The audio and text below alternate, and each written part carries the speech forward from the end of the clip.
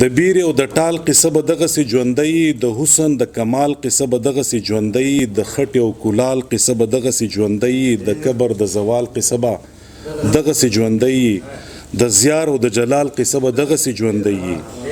وینا دې داسې کړې د فنکاره لیونیه، تا پرېښودو په نیمه لاره زیاره لیونیه.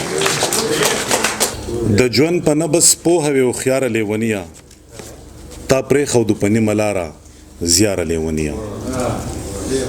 د ژوند په نبض پوهه وې هوښیاره لیونیه، تا پرېښودو په نیمه لاره زیاره لیونیه. د ذهن د ورشونه به دې وباسم خو څنګه، د ذهن د ورشونه به دې وباسم خو څنګه، د ښکلو د سینو نه به دې وباسم خو څنګه،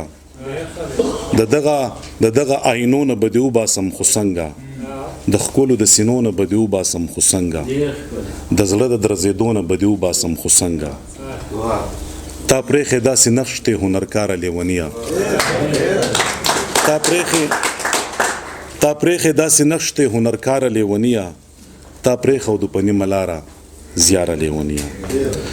د خپلې پښتنې خاورې په پت کې به ژوندی، د کلي په هر کور او په محلت کې به ژوندی، د هر مین په مینه محبت کې به ژوندی، یا زیاره د یارانو په صحبت کې به ژوندی، بلنه به درځي په هر دعوت کې به ژوندی.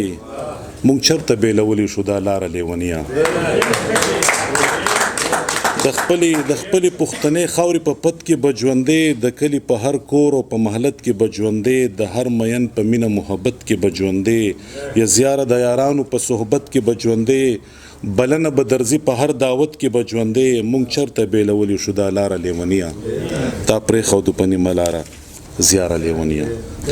تړون د سوز و ساز په سندرو کې جانانه، سپېڅلی تصور په غزلو کې جانانه، موجود د زړګي په درزېدلو کې جانانه، یو ځل به دې کتلي و په تللو کې جانانه، ژړا دې کړه ورګډه په خندلو کې جانانه.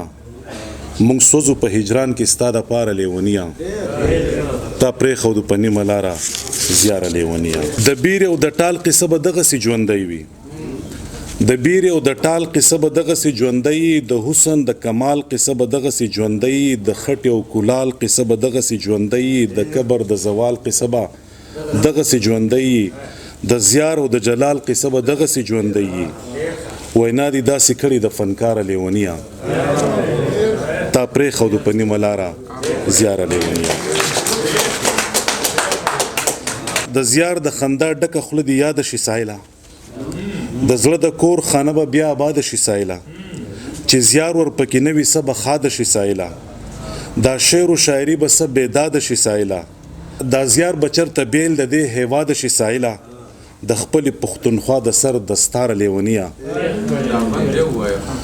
د زیار د خندا ډکه خوله دې یاده شي سایله، د زړه د کور خانه به بیا آباده شي سایله، چې زیار ورپکې نه وي څه به ښاده شي سایله، دا شعر و شاعري به څه بېداده شي سایله، دا زیار به چېرته بیل له دې هیواده شي سایله، د خپلې پښتونخوا د سر دستاره لیونیه، تا پرېښودو په نیمه لاره زیاره لیونیه.